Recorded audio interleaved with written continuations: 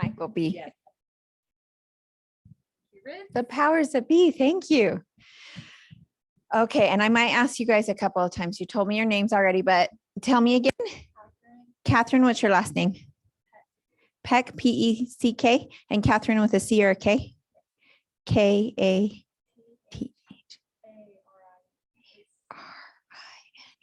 Okay, I'm much more visual. I actually should probably be writing those so that I will remember. K-A-T-H-R-Y.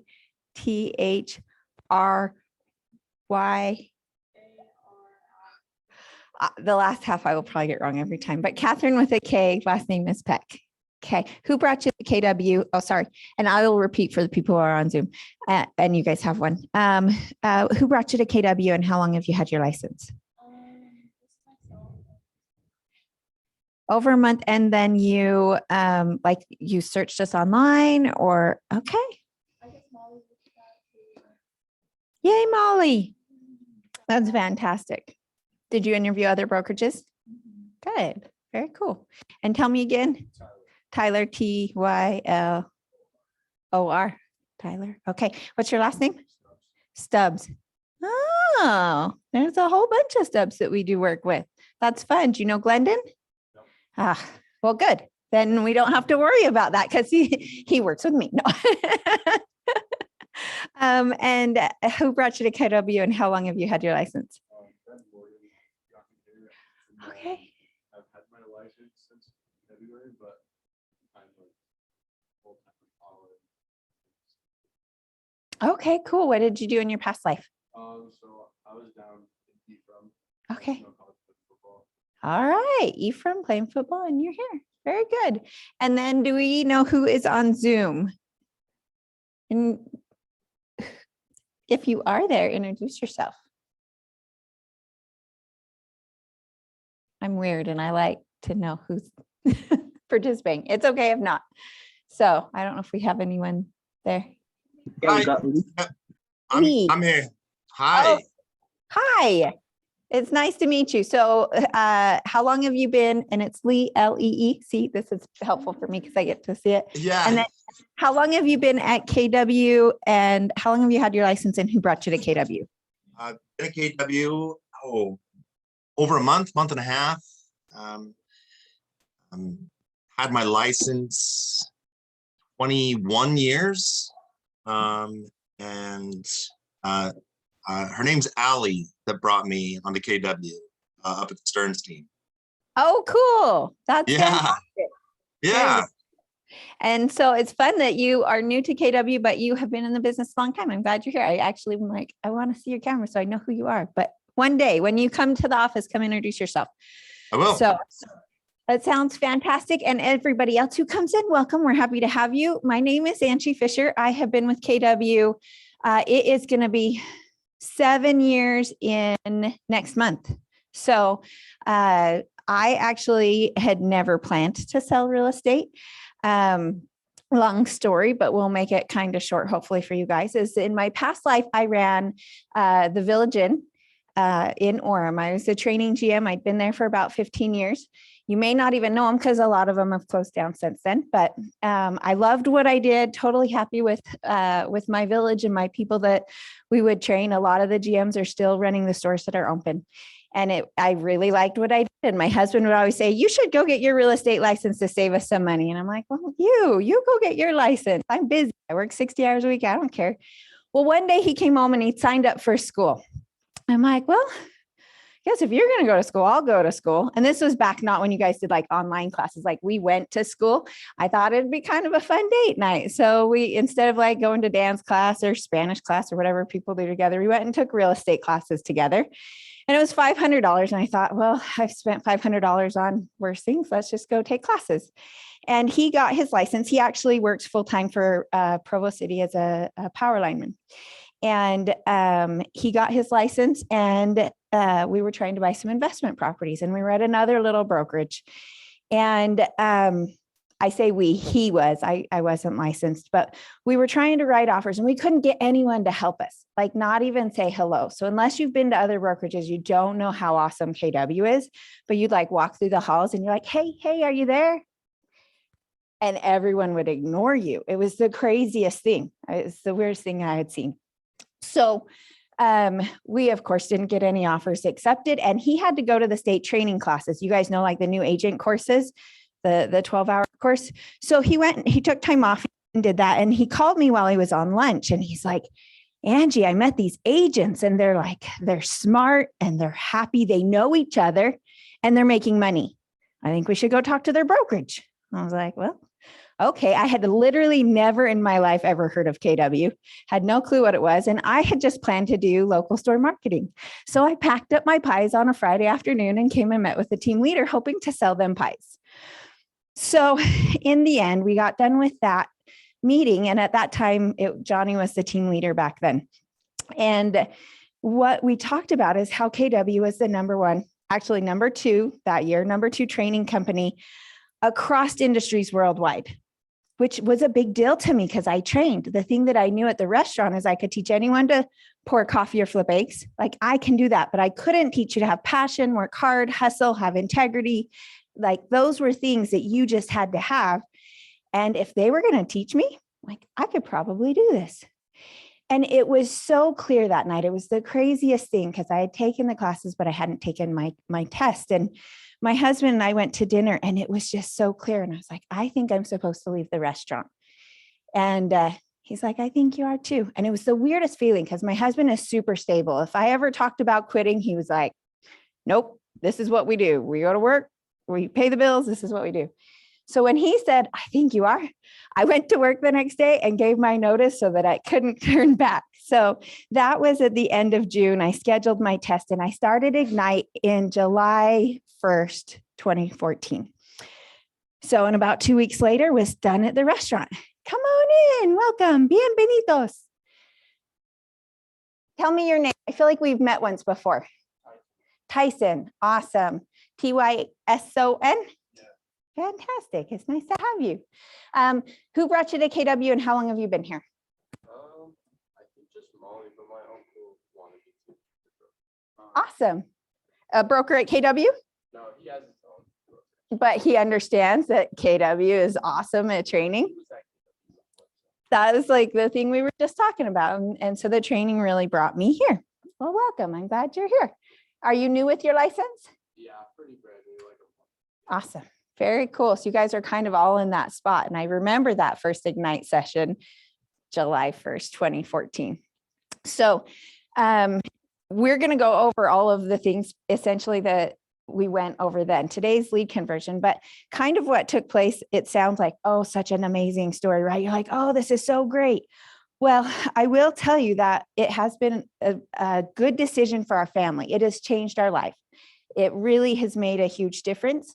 That first year out, so my first 12 months when I hit my anniversary, I made within $10 of what I made at the restaurant. I must have just known, like my husband would kill me if I didn't at least make that. And at the time, honestly, I felt like it was really great money. We have to be so grateful and appreciative for this business. There is no other business that with a high school education that you can make CEO wages. It's just, I was so proud and so excited to even be a GM at the restaurant because I did get an adult diploma. I did leave high school after my sophomore year. Those were things that was a big deal. And so I was making $56,540. And I was like, okay, so we at least did that our first 12 months. The first calendar year out, 2015, we sold over about 107,000. And then the next year was about 225. And the next year was about 350. Last year, our team closed about 650 gross commission income. So that's what comes into the brokerage. We have a small team. I have 5 other women that I work with. Huge blessing for us, which also, again, sounds really good. Now, everybody on Zoom here too, I guess you're at 21 years, so you'll understand this. Right now, I want you to take out your phone and I want you to look at your calendar and I want you to see what 90 days from today looks like. And I want you to put a note in there because it's going to be really important because everything sounds honky freaking dory. But the reality is this is also one of the hardest businesses that you will ever work. You'll experience your highest highs and your lowest lows probably within 10 minutes of each other. And so I remember my day 90 as clear as day. It was the last Tuesday in October, 2014. And I've been working my guts out. I've been working just as much as I did at the restaurant, probably 12, 14, sometimes 16-hour days, doing open houses, knocking on doors, calling people, doing everything we possibly could, all the stuff they tell you to do. And I'd had a little bit of success. I had a listing, I'd had a closing, and that day, I had made a mistake on a contract. And the co-agent on the opposite side, she definitely let me know, and it felt horrible. I'm just like, I have no idea what I'm doing. I'm working and I'm working and I'm working and I'm working, and I don't think I can do this job. I just don't think I'm made for it. Like, I literally was like, I think I'm going to have to call my boss and ask for my job back. Like, what the hell did I do? I just up and left that job. It was such a good job. Why did I do this? I'm not meant for this business. What happened? And I picked my daughter up from school, and it's like 3 p.m. I walked upstairs, got in bed, pulled the covers up over my head, and I was like, God, I'm out. You are the one that told me I was to come here. Why the hell did you tell me to do this? If this is what I was to do, this is so stinking hard. I can't do it. And I was there maybe like 5 minutes, and he does not have a lot of grace for that. He's like, quit feeling sorry for yourself. I expect you to get out of bed and go to work.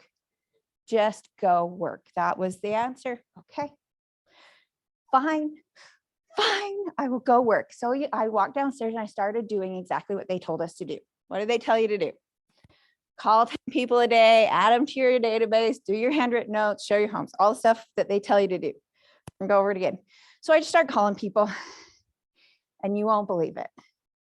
None of the people I called answered. Okay, so I just want you to realize it. It's the energy of doing the work. No one answered. But then I got a call from the guy that I had shown every stinky house to in Utah County. He was an investor. He goes, Angie, the smokehouse, it's getting a new roof. Can we put an offer on it? Yeah, we can put an offer on it. Okay, cool. A couple of minutes later, another gal called me, the one I just sold her house for and messed up on. And she said, a condo came on the market. I saw it on KSL. Can we go see it tonight? Oh, okay. So we put an offer on that. A few minutes after that, a lender called me and said, I have a qualified buyer that's ready to write an offer. Can you help them? Okay. I guess I can. By the end of that week, we had 5 under contract. The reason I tell you about day 90 is because it's very, very real. This business cycles at 90 days every time. And there's going to be a time you are crying in the stairwell and you're like, F this place, I don't want to work here anymore. And in that moment, realize those are the people who quit real estate. Those are the ones they talk about, the not success rates. They're the ones that don't get back up out of bed and they don't go do the work. It's too hard. It feels too yucky. But if you can push through day 90, that's where the work actually starts to pop. That's where you're going to start to see the activity. All the work you've been working on will pay off. And that cycle is 100% true through the times.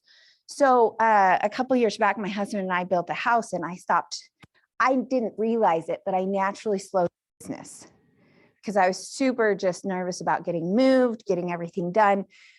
In December, our team had 20 under contract. We closed all of them. I was moving in December. Come January 1, I had 0 under contract. I'm starting at day 1 again. I'm like, oh crap. I didn't even realize it because I was like, I have 20 under contract. We're totally killing it. We're fine. But I hadn't done all the lead generating for the 90 days before. I was busy with my business. So come January 1, I'm like, oh, I called my mom, I don't have any business, but don't worry, in 90 days, I will. So we start working, and it was March 10th, probably in 2019. You guys remember, or 2020? Do you guys remember what happened in 2020?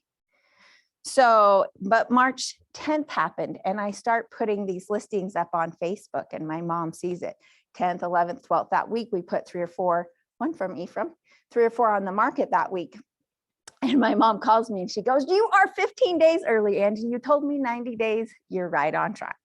Because we didn't close anything or make any money in January. Didn't make any money in February. Didn't close anything in March, but stuff started to happen. And we ended up starting the cycle again April 1st. But that's over and over. So every time you have that slump, get to your calendar, mark the day, and hold yourself accountable to that day. Like, I am not giving up. I have to push through that cycle and I will get rewarded on the other end. Does that make sense? So important, that day 90, stupid day 90. And you will find, like, I am like in tune with, you can call it God, the universe, whatever you want to call it. But honestly, listen to that intuition, whatever it is, because it will lead you through whatever the struggles that are going to come. Real estate is amazing. I'm super grateful for it. I'm super grateful for it. So we shall talk about lead follow-up. So kind of exciting.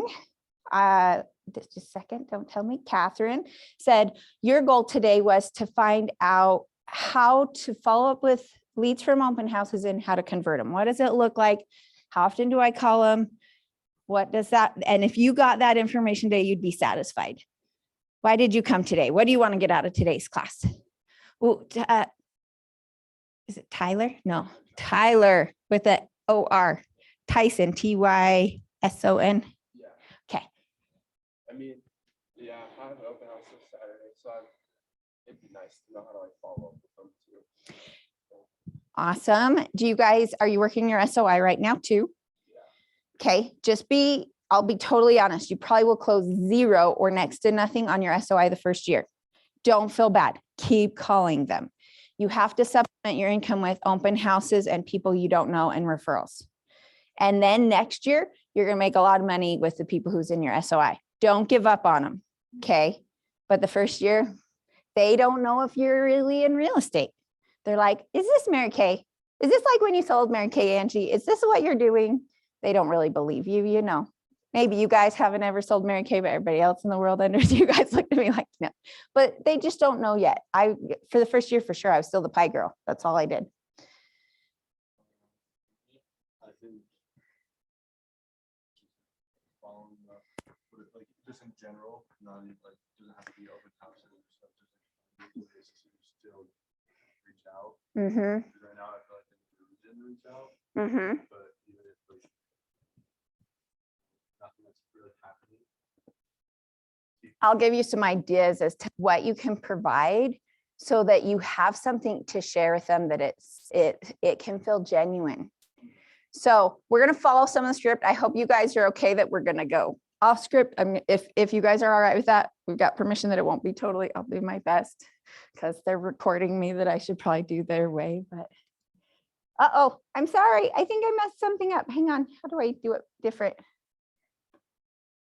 Does anyone else know what I just did? I just clicked on the screen. Nope. Nope. Hang on. Maybe it's down here. Maybe you have to go back to Google Chrome. I gotta move this thingy to do that, huh? Like here. I bet you're right. Oh, you guys are awesome. Okay, so we're gonna talk about, so it's yesterday, or last session was keep every lead. Do they talk about like database, where to hide it or where to put it, what to do with it? Are you guys using command? Okay, command's not horrible and I think it's great. I don't care where you put leads, just put it somewhere where you'll actually touch it. Okay. I mean, if it's a Google spreadsheet, use a Google spreadsheet. To be honest, I operate better on a spreadsheet. We try to work in command, but it is really hard for me to see everybody. And so we export it and I work off a spreadsheet almost exclusively all the time. So, okay. So we will learn lead conversion, how to convert an appointment. I don't know. We're going to just keep going. Is that okay? Okay. The effort you give to converting must match the effort you give to generating the lead. I actually disagree. I think you should actually put twice the effort in the lead conversion. The money is in the follow-up. All of the money is in the follow-up. We all get really excited and we get super motivated. So we go knock on doors and meet 3 people. And did you know that all the other real estate agents are doing that too? And then they don't talk to them again. They lose their motivation. You would be surprised that you will if you are willing to track it and actually do the work, you will outperform the other people. It doesn't take much other than being organized and consistent and keep doing it. So that's why whatever it is, wherever you're going to put it, just make sure you have something you're going to touch. If it literally is a notebook, let it be the notebook. If it's going to be Google Sheets, let it be that. You'd be surprised, those agents that have been here 10 years, if you guys went into their office, you probably would find $20,000 worth of leads in their office on a sticky note, in a garbage can, on a sticky note in their car, on a sticky note, wherever that is. It never made it to the right place. So the ability to follow up is going to be huge. And I don't know if it has it in here. It has it in my book about the cycle. Because that was one of the most important things I wanted to cover was the life of a cycle. So some people think, so if I give you a lead and you sell them a house in the next 30 days, do you think it was a good lead? Probably. What if I give you a lead and they don't buy a house for 5 years? Is it a bad lead? They're actually the same. They're just in a different cycle. It's in here somewhere. I got to tell you, it's my first time with this session and I'm not sure exactly where it is, but we will find it. It's in there somewhere, but we're just going to talk about it. So it's in the cycle of where they're at in their home buying process. So what we think is if somebody's not ready to buy a house in the next 30 days or 60 days or 6 months, I got a crappy lead and we don't talk to them. We throw them away and we're done. They're not ready to buy or sell. This is the secret in it, though, is if you can get in relationship with them and you can be the path of least resistance, they're not ready today and they're not motivated today. But when they just had 2 more kids and they're in a 2-bedroom condo, now they're going to call you because they're like, I can't freaking deal with it. They're not going to go, who is that person I talked to at an open house 2 years ago, maybe? They're going to talk to the person who they just talked to about real estate. So your goal is to take up as much mind share as you possibly can, because there's a crap ton of real estate agents out there, right? Like a ton. Like right now, before you got into real estate, how many real estate agents did you know? More than 5? More than 5? Right? There's more than 5 in my neighborhood that I could throw a rock and, you know, like you just know they're all over. Now, the question is why are they going to hire you? One, do you know the 3 reasons why the 3 top reasons people want a real estate agent or what they want out of a real estate agent? They want to trust them. So if you know them and I don't, you might have a better chance of converting them than I do. If they don't know me and trust me. So they want to be able to trust you. They want you to have really good market information and they want you to negotiate on their behalf.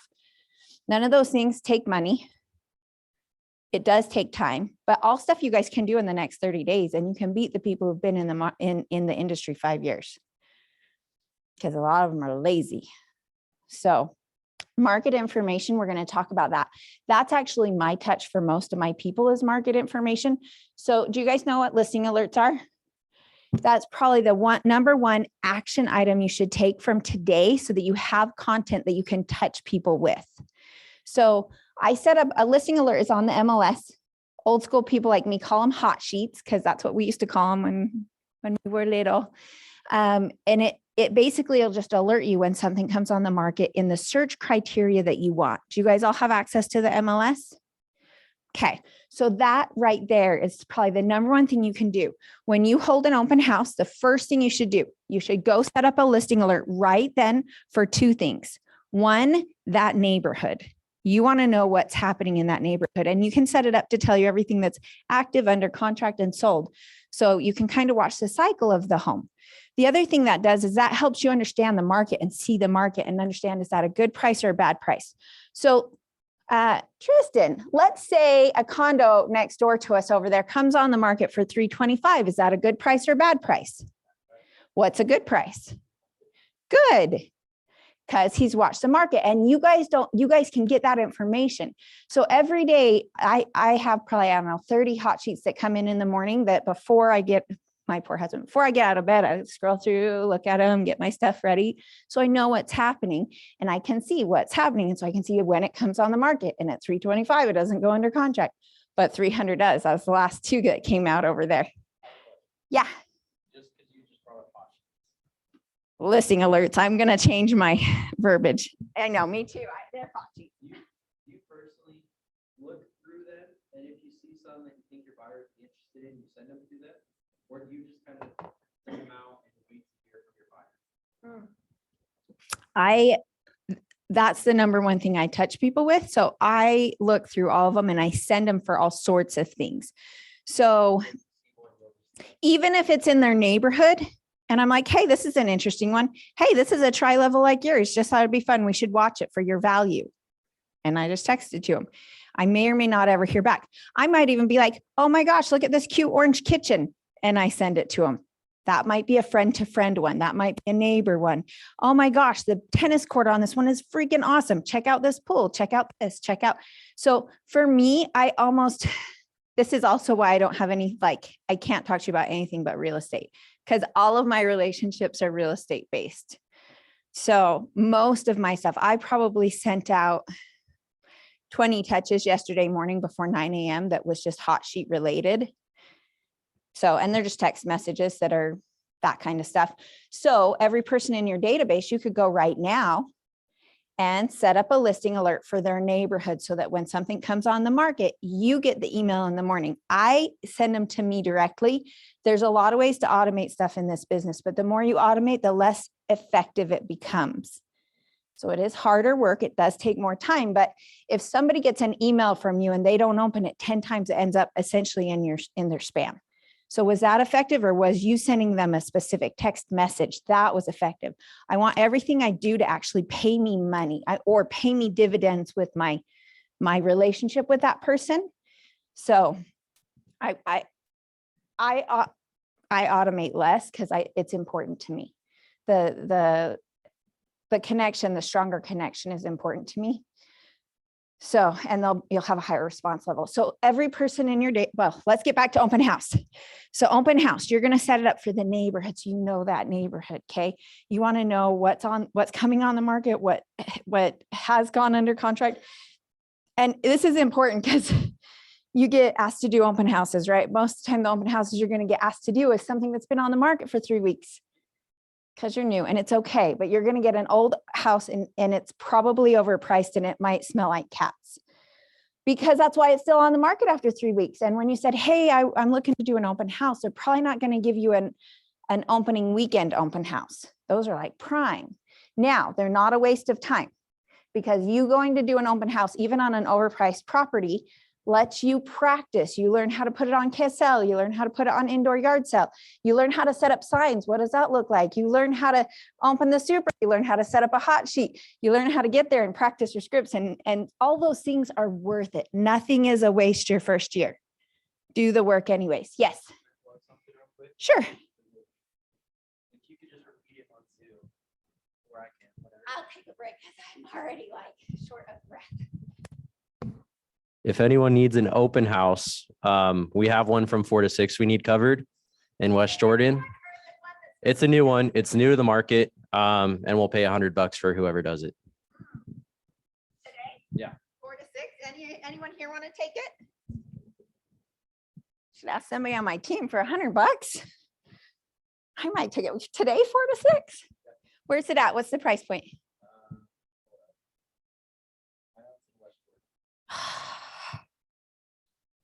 Okay, I'm going to tell you the second thing. Do you know why I said to West Jordan? The challenge is you're going to get West Jordan leads, and I don't want West Jordan leads. When I was new, I didn't realize that. So when somebody asked me to go do West Valley, I was like, sure. And I get there and it smells like cats and it's overpriced. And now I'm in West Jordan or West Valley and I get West Valley leads, which means then I'm going to have to do more business in West Valley. You can be much more intentional with your open houses if you want, but when you're new, do them all. Do them all.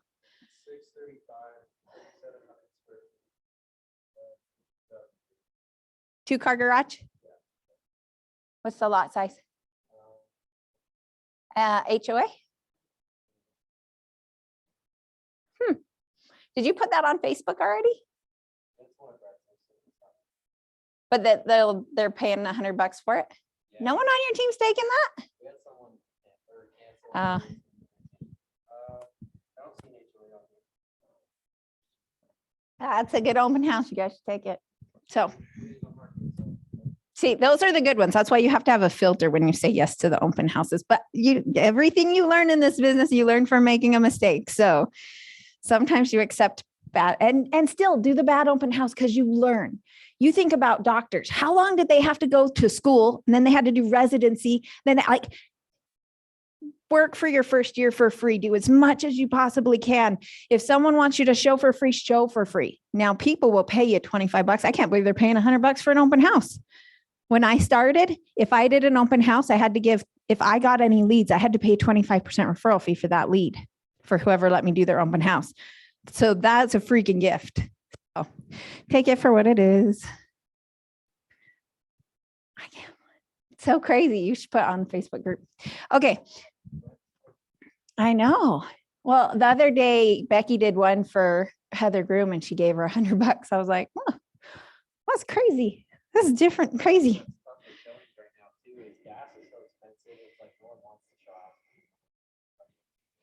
It's true.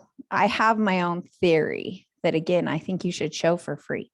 That's my opinion of it, though. And you're building a relationship. So like Jordan, you guys know Jordan Larson? Jordan, his first deal came from me, but he was willing to do some work for me for free. And then when I had an extra lead and I didn't have time, I said, well, you go show this and write it up. And if you do, I'll give you 50% of it because I don't have the time. That happened because he was the path of least resistance. He was closest to me. And so when I needed something, he was there. Our clients are the same way. That 100%. So the more data you give them, the more times you touch them, the more you're in their space, the more times you text message them. They may not even remember your name, but they'll go, oh my gosh, who was that? Who's that real estate agent 2 weeks ago who sent us that listing or who called us or whatever that was, when they find the house they want and they'll go back to it. True story. I had a gal that she called me after it was a sign call. And 6 months later, she called me again because I didn't lead follow up very well. And she said, hey, I don't know your name. I saved you in my phone as the nice real estate agent. We were out of town and we're back. We're ready to write an offer. Can you help us? Sure. What's your name? Like, that's the piece behind it, is getting them into a spreadsheet and being able, or whatever it is that you're going to be able to touch them and spend some time with them. But the secret really is, I didn't even know who she was, but I had sent her several more listings that were similar to the one that she had. She never responded. When people don't respond, don't be sad. Okay. They opened your text message while they were at a stoplight, or they're not motivated or not ready. And when they are, you will be the last person that contacted them. So I always think information equals motivation. So if you're at an open house or whatever you're at, and people come in and they don't talk to you, it's okay. They're not motivated. I want you to think about when you go to Dillard's or wherever you go at the mall. And the salespeople are like, hey, can I help you? Can I help you? And you're like, no, I'm just looking. That's all they're saying to you. Now, the minute that you need, that's our timer to keep us on track. We shall restart. The minute you need, say, black belt size 38, you're going to go straight up to the salesperson. You say, I need a black belt size 38. Can you help me? That's the same for people who are motivated. So when they just say, oh, no, I'm just looking, don't be offended. They're not rejecting you. They're just not motivated. They're not ready. They don't have those extra 2 kids. They're just out having fun. So your goal is to build a relationship. Oh, I feel like I missed the main point that somebody asked me about, though. Tell me. Ooh, forgive me. We're going back to open houses. We went on a whole spiel. You're going to set up your hot sheet for the neighborhood. Okay. 1 mile around there. Active, under contract, sold. You can also pull that up about data so that it's good conversation and you sound smart. Be like, as you're at the open house, hey, I don't know if you know, but there's 87 homes within a mile of here under contract. Isn't it crazy? Yeah, that is just information. And then you sound smart. You can pull how many's under contract, how many sold in the last 30 days, whatever. There's just a couple of fast numbers that you can start to pull and get comfortable with that make you sound really smart. The second hot sheet that you're going to put together is homes in that price point in the surrounding cities. Okay. So if you're going to do an open house, he said West Jordan for $650. He should pull up everything in West Jordan, South Jordan, Sandy, Draper, that it's between $550 and $700. Pick the top couple that are really good so that you know. Do the hot sheet though. So if anything amazing comes out kind of in that price range, that later after you meet somebody, it's really fast and you can text them the property. It's automatic. So set up the automation to come to you and then you personalize it to the client. Does that make sense? How are you? So good. You gonna come to my class? Oh, who are you looking for? Did you just hear Tristan was saying that Brett Wild's team has an open house today, 4 to 6, that they're going to pay $100 for somebody to take it? Anyone on your team want it? So crazy. Perfect. $100. It's in, they just had someone cancel on them. I think it was West Jordan for $650. No HOA. 4 to 6 today. Okay. But that way you have good data. Because the other thing that I found is people, so they're going to go to your house plus 2 others, right?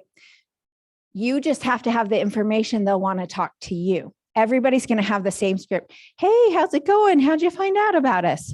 Well, I saw it on Utah Real Estate or Zillow or whatever. Okay, cool.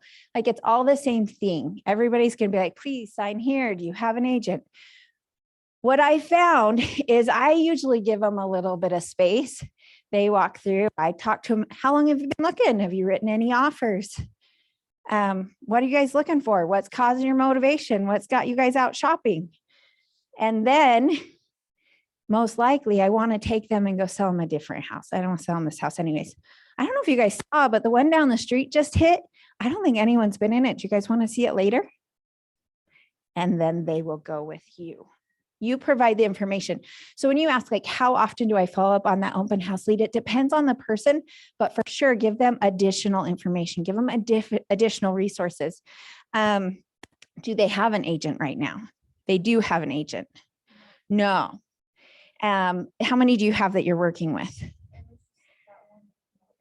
And what price point are you in?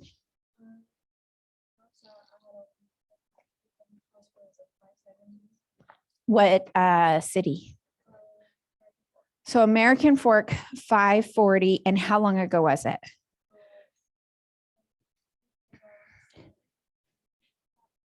Okay. And so have you already called them since then?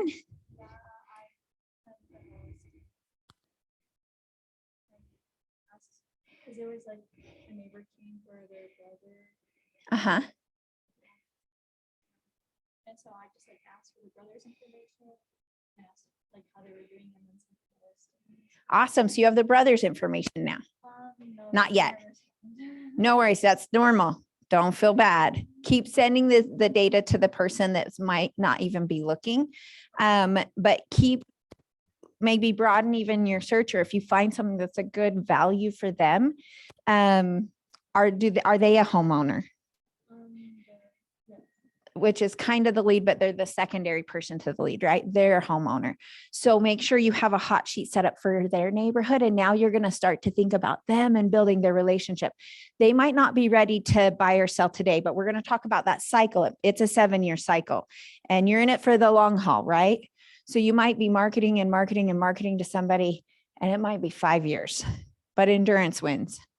So on that one now, put your hot sheet together for that neighbor. And then you're just going to send stuff like, hey, I don't know if you saw, but this one came on the market in your neighborhood. I thought it might be interesting for you. So start to think right now you're thinking about that person. I want you to think about, how do I build a relationship with this person so that they trust me? And there'll be a point in time you can maybe get to the other one, but start to work on that. Go, what kind of information would be valuable to them? How can I share that with them? Hopefully that's helpful. If it's somebody you get to talk with, the sooner you get to be in relationship with them, the better. It's hard if you're 2 weeks out or a month out. They've been to a lot of other open houses in between. So I am funny, and I usually will just ask people for their phone number with my phone. So if I have something I can send them, like, hey, did you see that listing down the street? And they said, no. I'm like, well, what's your cell phone number? I'll send it to you right now. So I'll have it be ready for them. And then I just text it to them. And now I have their cell phone. And now we're in communication a little bit more. It's almost easier than trying to get don't trick people into giving you their information. Like even on the sign and stuff, have the realization that if they don't give you information willingly, they are not motivated and ready. In the meantime of you guys building stuff, get good market knowledge of what it feels like. One thing that I would, hopefully they know how to admit her. Maybe I could. Nope, somebody else did. One thing that you might watch right now is because interest rates are dipping back down just a little bit right now. So do you have a lender that you're working with? Okay. So Melissa Jones is really good. That's at First Colony. Super good. She'll answer on the weekend. First Colony has really good rates. IntroLend Mike is fantastic. I don't know if you guys know him yet. The cool thing about Mike is that he works with IntroLend, which is more like on the app through KW, but he'll answer my calls on the weekend. Maybe he is not appreciating that I'm saying that. Either of those, but that is action step that you need to take so that you have a good relationship with a lender. Because that's the other thing is to know, maybe you even say, hey, I don't know if your brother knows or not, but I just saw a dip in interest rates today. Maybe we should talk. Or maybe I can connect him with my lender so he could get an idea of what rates look like today. So that might be another value add item. A lot of times when people come to my open houses and they say they have an agent, I just sidestep and go, great, I'm so excited. Who are you working with? They're a fantastic agent. Good job. Do you already have your lending set up? They'll say yes or no. I'm like, well, my guy has the best rates. It might be worth it for you just to talk to him. I know you're working with another agent, but you really should get the best rate for your loan. I get nothing out of it, but do you want his number? They say yes. I said, great. What's your cell phone? And I'll text it to you. And half of the time they do not have agents. They just don't want you to bug them. So you are then coming from contribution. Everything you do, just the one thing about this business that's really interesting is that people will feel how you feel before they listen to your words. So if you really care about them, they will feel that. If you're a jerk, they're going to feel that. If you just want their money, they're going to feel that. If you aren't trustworthy, they're going to feel it. Like all of those pieces. One of the rules on our team, one of our commandments is that we do the right thing because it pays well. And what's interesting is when we just go to work and work to help people, money pours into your bank account. It's the craziest thing in the world. It's so crazy, but do the right thing. It pays well. And we try to live our life in such a way that people want to do business with us because they can trust us. So if a deal isn't going to work, or if it's a bad decision for a client, I'm going to be totally honest about it, and it won't matter. And in the long run, we'll get paid over and over and over for it. Okay, what's this thing we got? Possible, probable, and profitable. I think the way they describe it in your guys' book is there's all these possible people you guys could do business with. Brother-in-law or whoever he is, he's possible. Right now, he's not probable. You don't have contact information. You haven't built a relationship with him. So we have to move him from possible to probable and then move it over into how am I going to make money? That is like, at the end of the day, how are we going to make money? Let's see what we got. We'll keep moving our stuff through. From our section so far, do you guys know what ahas are? First of all, do you know what ahas are? Yes. Tell me what an aha is. Tyler. Isn't it like when you learn something, like you have an aha moment, like, oh, I start doing this?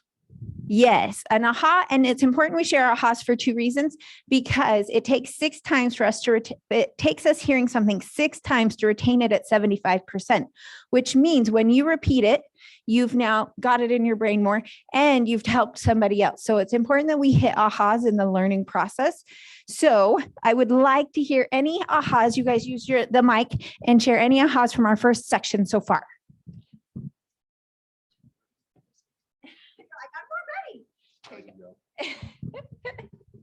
For me, it was, I have a couple. So the first one was when you said stay in someone's mind. So even if like you're not really helping them with something, just like texting them and reaching out. So when they do have a question, they come to you first. And then also doing the hot sheets and listing alerts, then like you have more information than just about that house you're doing like a open house for, or have a listing or something, you know, about like the whole neighborhood.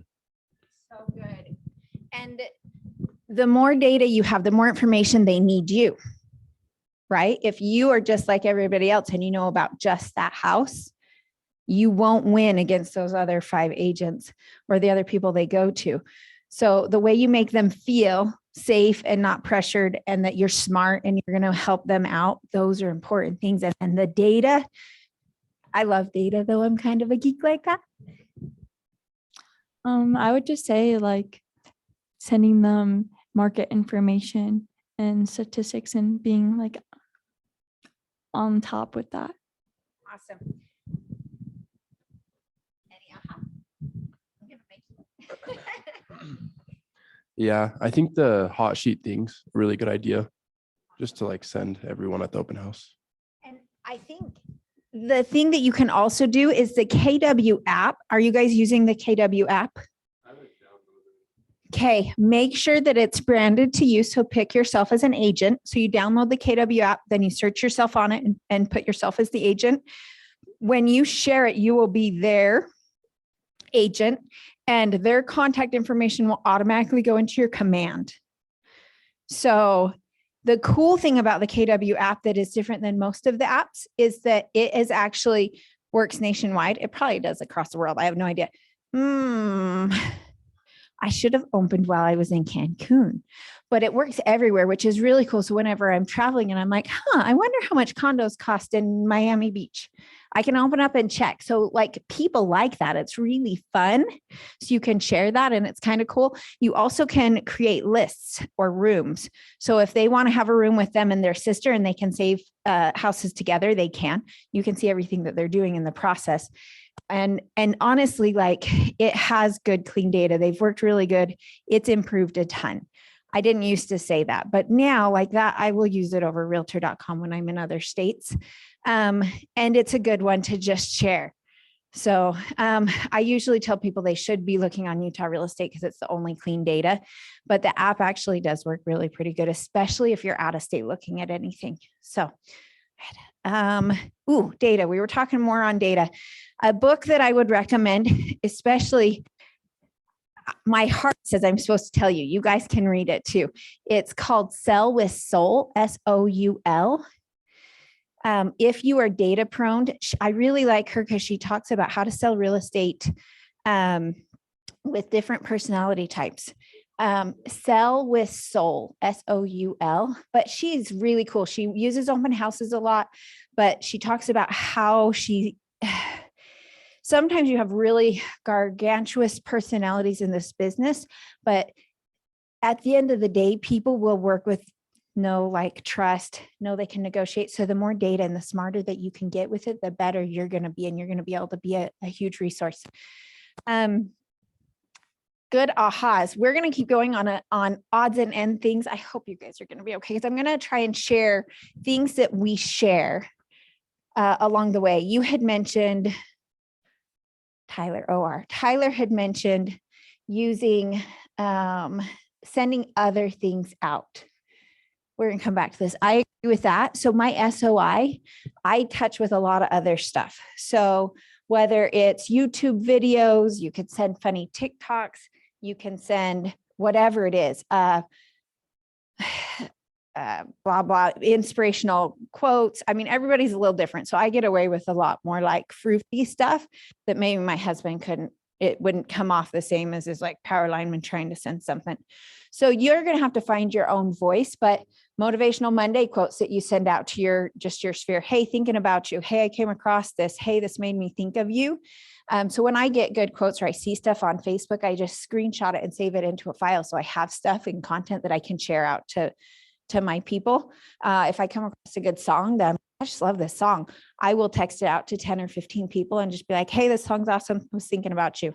So that I'm touching them in other ways outside of real estate, but that I'm staying top of mind, that I'm the one that's in relationship. I'm the one that's been in their phone. I'm the one that's talking to them. So those are some other ideas. Are you guys doing Keller Splash? If I went back, I should go back and look. My first, we called it Red Bash back in 2014. If I was to go back and think who I invited that very first year, how many of those people I closed homes with since? Probably 75% of them. So as much as it seems like a hard investment to invest in that that, do you guys know what it is? I guess I should ask that too. Yes, you do. Okay. We might make a deal by the end of this class because it's the event, the ability to call and talk to them about something that's like, hey, my real estate team is having a summer party. I'd love to invite you. That is the value of it. Most of them won't go, but you can talk to them about something other than it. It becomes real estate because you said, hey, my real estate team, your office is your team. Hey, my real estate team's having a summer party. I'd love to invite you. So, but it really is, the events make a huge difference. My team is event-based. We actually are about 90 to 92% repeat and referral, and only about 8 to 10% open houses. So that's where our leads come from. I don't do FSBOs or expireds. It's just not my cup of tea. Because we have 2 rules on our team. One, we don't work with jerks. Life is too short. I can't deal with it.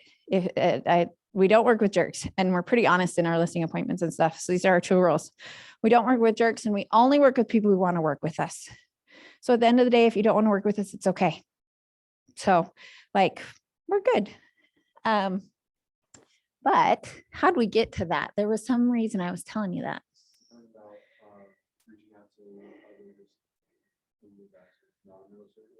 Oh, yes. Yeah, we do need to, because honestly, like I don't have a lot of things that, we're event-based. That's why we are event-based. So we have an event every month, whether it's, we do a lot of home buyer classes, seller classes, market updates. And so I invite to that. That's a big part of like what I'm sending out to my sphere is, hey, we're doing our summer or our spring home buying class. Do you know who it would benefit to be able to come and find out about the market without any pressure? And it is kind of funny because I'll look back and I'll see like on Messenger that I'll have sent that, I'll have sent the killer splash, I'll have sent like a Monday motivation, no response, no response, no response, no response. And then it'll be, hey, my mom needs to sell her house. Can you help her? So don't be sad when they don't respond. Just remember that you gotta be like, the grit in this business goes so far. Okay. Collecting the minimum amount of contact information of a potential buyer or seller. And what do you guys think minimum means?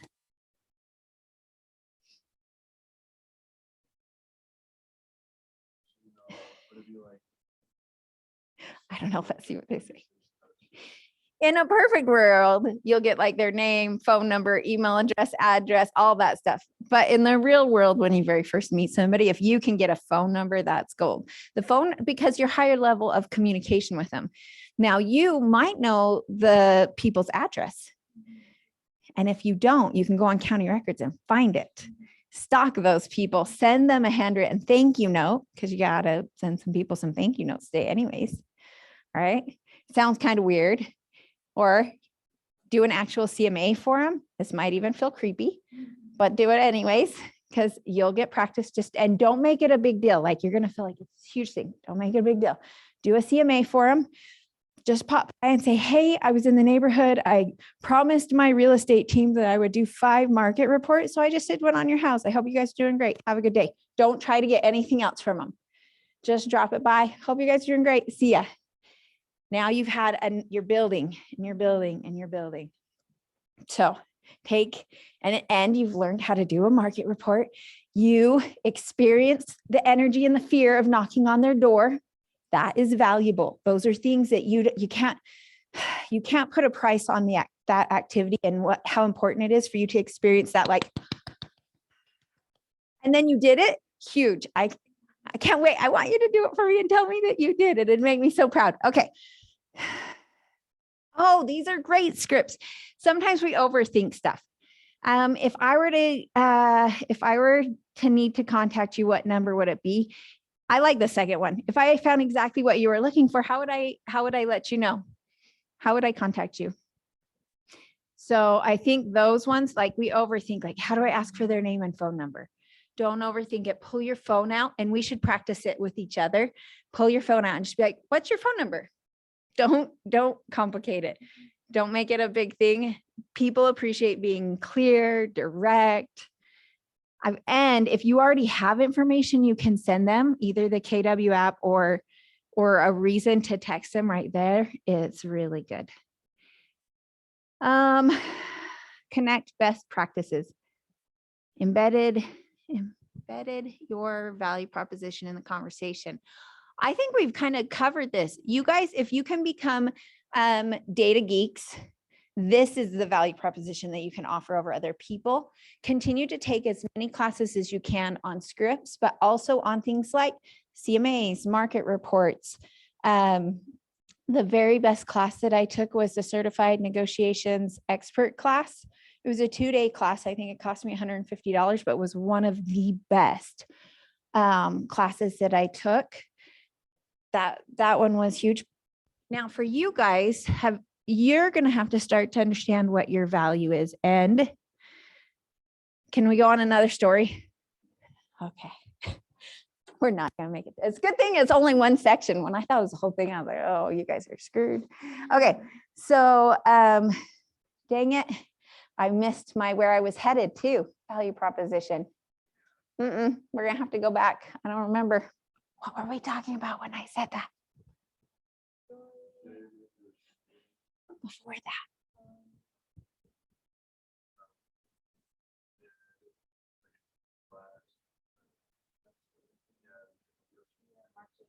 And our value proposition. We're gonna have to learn about It's gone. I'm gonna have to come back. You guys, I'm feeling old today.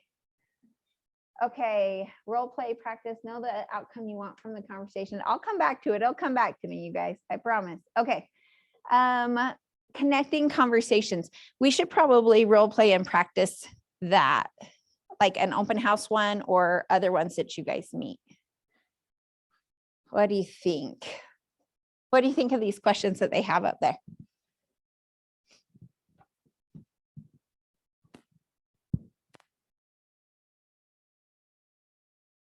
They're fine.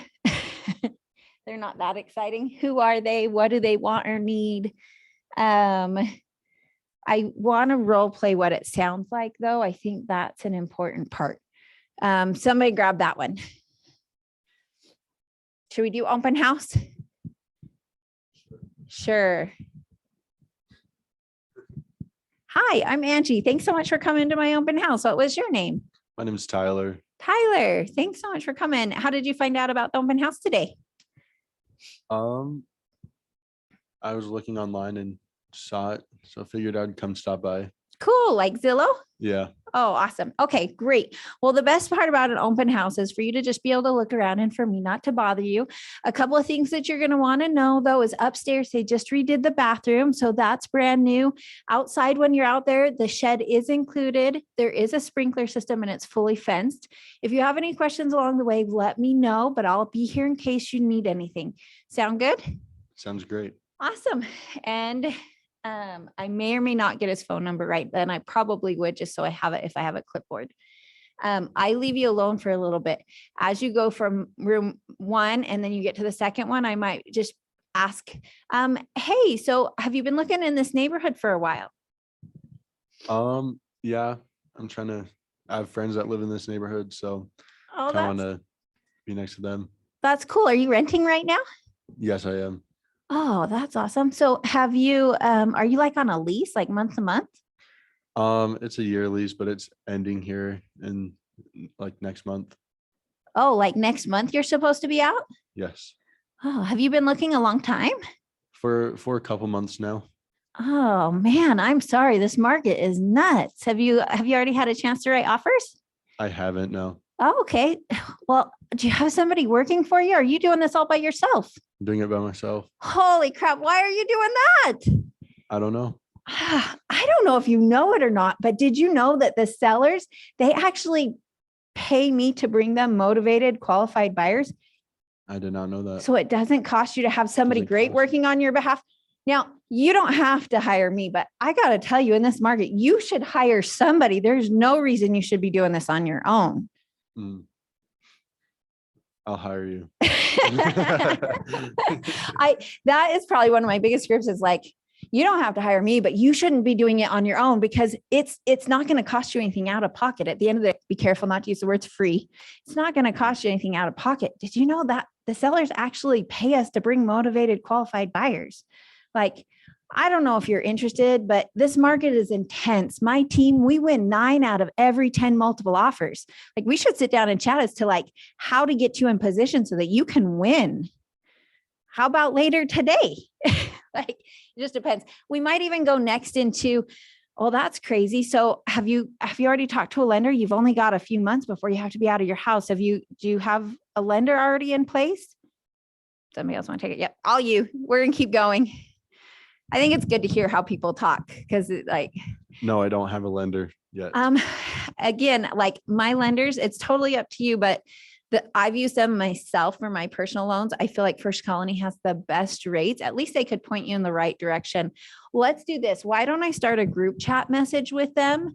Like if you're up for it, I can just do an introduction or I can have them give you a call. Which is better? Let's do a group chat. Awesome. His name is, who am I working with right now? Her name is Marsha. It depends. Again, you got to find a lender that you have a relationship with. They all want you right now because the business is a little bit quiet for them. And a good lender will be good for you. Remember when I told you that lender called me and said, I have a motivated, qualified buyer? They have people. So they won't always send them to you. It's okay. But if you're good, they will. So I've got a gal that she's like, your team puts them under contract. I know if I give them to you, you guys are going to sell them. Like we'll get them closed. Well, let's do this. I'm not even sure if you know, do you kind of have an idea of what you qualify for? Or are you kind of just getting the ball started? I'm really just getting the ball started. I don't know Okay. where. Well, you know what, in this market, that is what's the most important thing. You know, that's one of our secrets is that let's just say we get multiple offers on this house. Let's say the seller gets multiple offers and this we're going to kind of go into like buyer consultation almost mode right now. Let's say we get 2 offers and one of them has a pre-approval letter and the other one doesn't. Even if they're both for 300,000, all of a sudden you look stronger. Now, the challenge is most of the buyers in this market already have a pre-approval letter. So we have to beat them. The thing I like about my lenders is not only do we have a pre-approval letter, but my lenders do a lot of work for you up front so you can trust them. They're going to make sure that they review your taxes and your documents. And you know what else they do? They put you through automated underwriting. Do you think the seller, so let's compare those 2 offers. Somebody else has a pre-approval letter and you are approved and through underwriting up front. Which one do you think the seller's going to choose? Mine. Absolutely. But you can't tell everybody my secrets. Okay. You haven't hired me yet. I've got a bunch of secrets, but I don't want to share everything unless I know we're working together. Are we working together? Yes. Awesome. Fantastic. Because we have 2 rules. I don't work with jerks and I only work with people who want to work with me. And you don't seem like a jerk. So we're good. Good. Awesome. So let's do this. So that's kind of like my next transition. That means we're an hour into the class already, you guys. Let's do this. Do you like this house? Is this look like one you think you might be interested in? Yeah, it's super nice. Awesome. Well, right now they don't have any offers on it. I have to finish up this open house, but let's get that group chat message started because she can get everything done for you this afternoon. That way, when we make our offer, it can be totally strong. I'll be done here at 5. Why don't we plan to meet back up at my office? Could you think you could meet me by 7? Yeah. You promise that you're going to answer his call when or answer her call when she calls you? I promise. Fantastic. So. But it just depends. Now, that may or may not go anywhere right then. They may say, hey, I don't like this house. You can go into the next one, or you could say, perfect, because we're not ready yet. What we need to do is we need to get you into the best negotiating situation. And that is huge right now, though, because like at the end of the day, everybody actually even is still fairly qualified. But we're going to have to do some stuff like put some fierce, maybe we might have to put some money on the line, and I don't want to risk their money unless we are 100% good to go. And you cannot trust all lenders. There's some bad lenders out there too that might lose money. We will just say that. So that was kind of even the difference. We were competing this weekend on an offer. There were 2 offers. They were the exact same purchase price. My buyer was willing to put $1,000 on the line up front. no matter what. So that was they're risking $1,000 up front. They know that's what the risk is. If they don't buy the house, they'll walk away. But that $1,000 meant we went under contract and not the other offer. And I don't want to do that. So it was with my sister, and I didn't know she was looking for a house. She just sold her house for sale by owner, just so that you know. And I said, good for you. I'm so glad that you keep that relationship. You don't go, what is wrong with you? Actually, it's fine. I helped her buy that house. It's fine. So, and she called and said, hey, there's a house. That's the thing is that you want to make sure you keep those relationships. They don't hate you. She didn't hate me. They were just they found someone who wanted to buy their house. It's fine. But they hadn't talked to a loan officer yet. So as I'm driving, I'm calling the loan officer saying, I need you to get him through automated underwriting. He's sending you all of his stuff. Can you get me an approval in the next 2 hours? And so that when we make our offer, it is good and it is solid. Okay. The next thing. So another way to follow up, I told you about an unsolicited CMA. I will also tell you for my sister, I had done an unsolicited CMA 90 days ago, which you think, well, that she went and sold her house. It doesn't matter. It was that we're in the right place. So your goal, so right now, do you guys know how many people you should talk to every day? 10 people every day. How many people should you add to your database? 10. You're winning so far. How many handwritten notes? 10. How many homes should you see every week? 10. They call that the 10-4. I don't know if that's still what it is or if that's an old term. So you guys hear that term sometimes, 10-4? Or is it an old term? It might be old. So that's how, back when I was in Ignite, you had to do those things to graduate. Not only did you have to come to these classes, you couldn't miss a single class. And it was 30 days. So I took vacation time to come to the classes. It was like you had to come to every class and you had to do your 10-4, 10 people every single day. 10, you talk to 10, add 10 to your database, write 10 notes and see 10 homes a week. Do you know what the secret of all that is? Why they tell you to do that? These classes are good, but they actually will make you zero money. I'll just be totally honest. It's so nice that you guys are here today. The stuff that will make you money is the 10-4. You graduating at night and doing that section of it is how you will make money. If you come to every single class and you only do half of that, you will not. If you want to be successful in this business, that is the one thing you need to do. Yep. Even if anything, you could go to new construction and they have 10 model homes. So you need to walk them. You need to, I would also encourage you to set up as many hot sheets as you can. So anything you know about, you will sell. If you want to sell $1 million houses, I suggest you do $1 million hot sheets.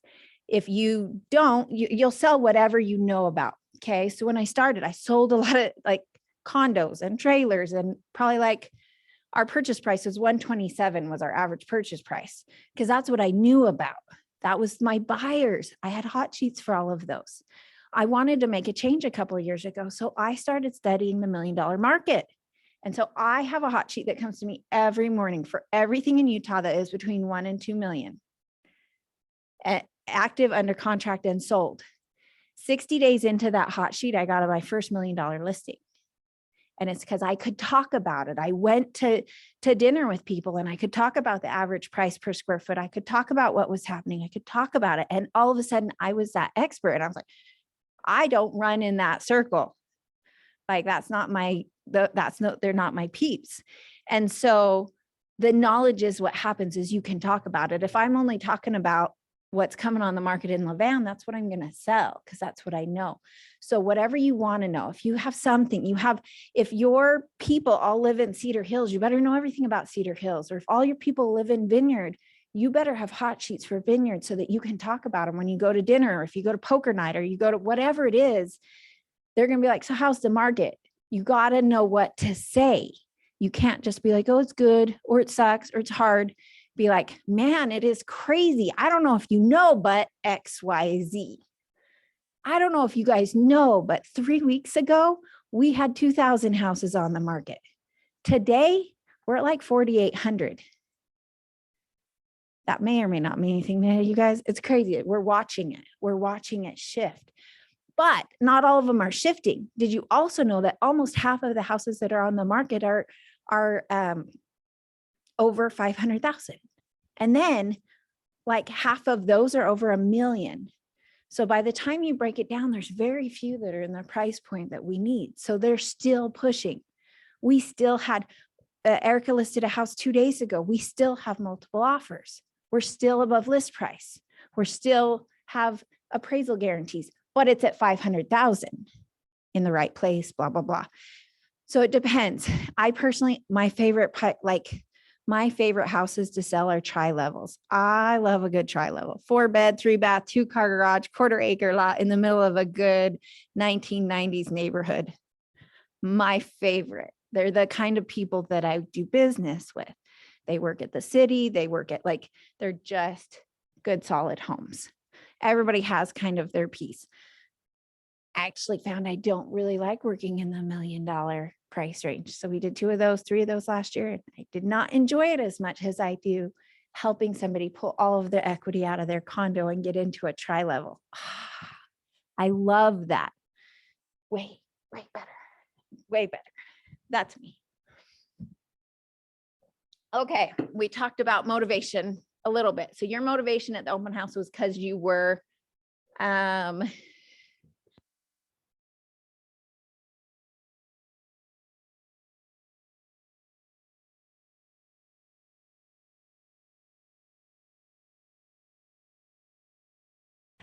you hear me? how about now?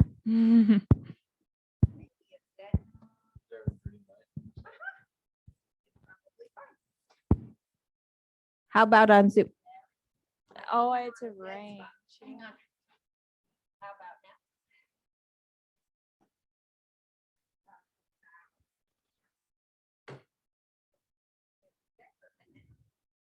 No, I bet maybe it's dead. Maybe it's dead. This happened a week or 2 ago when the speaker did hear stopped working, but then Zoom could still hear it. Can you hear us? Can maybe somebody tell us if it's still going?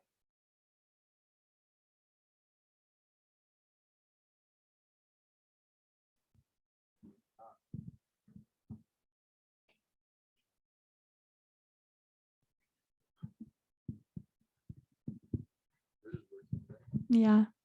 What the heck?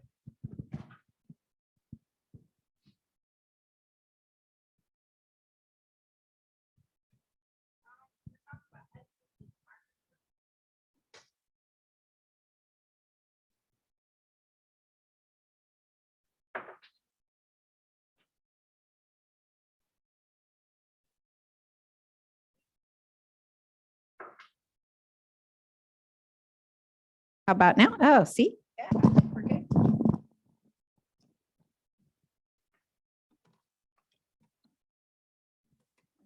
Okay. So let's do a SOI call. Sure. Do you want to do that or do you want to do open house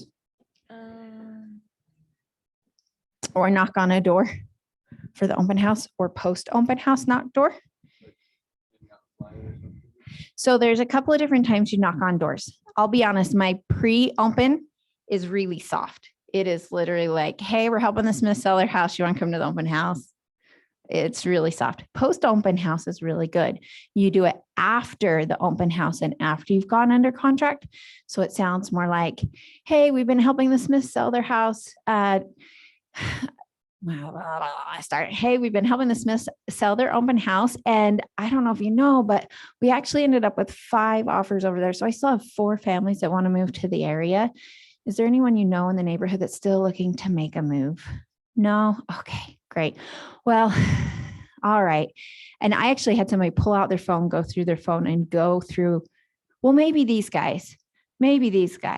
So you'd be surprised. I also had like 17 no's and then that one that spent a half hour with me that then they became part of my database and we became in relationship together. So SOI call. So are you guys doing your calls of like, hey, I'm in real estate? The Ford, like, how are they doing? Cool. So should we practice the Ford one? Sure. And you can tell me if you do have real estate needs or not. We'll see. So, hey, Catherine, it's Angie. How's it going? That's good. How are you? Good. It's been a minute since we talked and I just wanted to touch base with you and see how life is going. Yeah, it's going good. Just working some more and in school. What about you? I'm doing good. School's going well for you? Yeah. How much longer do you have? For the semester, it ends end of July. So still quite a bit. Yeah. Do you have any fun summer plans? I'm going to Wisconsin for a second wedding reception. Oh, that's so fun for you. I should know Mhm. these things for you. That's so cool. And you're doing that in July? That will be in June. In June? So fun. I'm excited for you. Well, do you have, we talked about, how is your husband? Yeah, he's good. He's working right now and he's liking his new job. So that's good. Oh, that's good. Where are you guys living right now? We're just living with his parents. So something simple. That's good. And it sounds like they're going to let you live there for a little while you guys are doing school. Yeah, that's what it seems like. Well, fantastic. I wanted to also touch base. I'm doing a little bit of real estate work right now. I promised my team that I would do some market reports. Now, I know you don't own a home, but I was wondering, do you know anyone I could maybe do a quick market report for so I could help my team out? Yeah, sure. Awesome. Like your in-laws, do they own their house? Yeah, they do. Okay. Do you think it would be better for me to do it for them or for your parents? Maybe my parents, they've been thinking about moving. Oh, really? Yeah. What's motivating that? Just to be closer to family. That's the main reason. Where do they live right now? In Provo. Oh, that is so cool. I would love to do it. It'll only take a few minutes. Once I get it done, can I send it to, can I get their email address and I can send it to them too? Sure. Awesome. Blah, blah, blah, blah, blah, blah. And then, you know what, just so I can make sure that I have the right details for them, would you mind, can I get their, would it be your mom or your dad that would be better to talk to? Probably my mom. Awesome. Sometimes county records not quite right. So I just want to make sure I have all of the information on it. What's her phone number? It's And if they kind of hesitate, I'll be like, oh, no big deal. Instead, do you want to just do like a group chat message? And then that way I can just ask her any questions that I might have. And thank you so much for helping me reach my goal. I really appreciate it. Do you know anyone else that might have real estate needs for me right now? Sure, maybe my aunt. You are such an easy lead. I love it. Most time people are going to say no and say, no worries. You know what I found about this business is it is a word of mouth business. So if you just keep your eyes and ears out for me, I totally appreciate it. Of course. That's fantastic. Well, cool. I'll let you know if I have any other questions, but good luck out in Wisconsin. It sounds like a lot of fun. Thank you so much. You're You have a good day. You too. And everybody is a little bit different. I probably am really soft. Like you're just going to find I'm not a super hard salesperson. I'm in it long term. I probably, it is a lot of service kind of stuff that I'm doing. And I do. So we just talked 10-4, those 10. Oh, guys, we only have a few more minutes then. Oh, wait, no, this isn't my timer. This is, I'm supposed to, it's my own stuff. If I don't set timers, this is a hot mess. Okay. Back to the 10-4, because we just talked about people to call. So those 10, the reason that we do that is that means by the end of the time, if you do it every single day for the whole month, how many people do you think you'll end up in your database?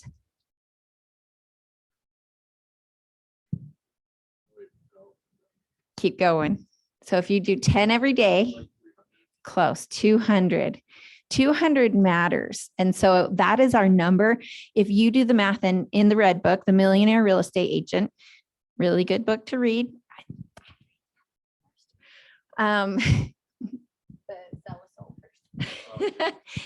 The MREA is a good book though. In that, Gary Keller talks about the numbers, and in your database, for every 12 people you have in your database, you can anticipate that you get two close transactions for every 12. So essentially that means if you take 200 divided by 6, what's that? Somebody do that math for me. I want to, what is it? 33. So that would be 33 transactions. Now, it's not just having 200 in your database. So let's be clear about that. Not only do you have to have 200 in your database, but you need to systematically touch them 36 times during the year. That's why your first year, you're not going to close any of your database. They haven't been touched that many times. But if you follow the system the first year, the second year, you'll receive the fruits of your labor. And the numbers work. Every time I cross-reference it, like it really is the way it is. Even if it's only 10%, let's say that's still 20 deals that you're going to get from your database. So be very, very purposeful. Now, most everybody is going to make the phone calls, but or send them text messages, whatever that looks like for you guys. And your PC coach, whoever tells you what you're supposed to do. But the place that gets missed totally every single time where people fail is the handwritten notes. You're gonna be like, what am I supposed to write a note about, right? Anything. Go ahead. You got information though. You got an idea. So, I think it was last week. Yeah, because we got lots of people on Zoom. Last week, then Carl made me write 10 handwritten ones. And what worked for me, because all of my friends, none of them, like, we're all early 20s. So none of us are really looking for houses or anything, but it's given me a chance to reach out to their parents and start like talking to their parents more, because their parents will know a lot more people and are in a lot better spaces to buy or sell. It's So awesome. I think that's helped me. And honestly, like you talk to them, you get done, you call, tell them you're in real estate, you put them in the database right then you write the note. Hey, thank you so much for taking my call. I really appreciate it. If you do know of anybody, your parents, whatever it is, and you send it in the mail. The other thing is that you'd be surprised what a handwritten note does for people. I really was struggling getting them out, but I had this one girl who I went and I had to do the book fair. I do really well in my range. If I'm talking about real estate, I do well. Back at the restaurant, I could talk about pies.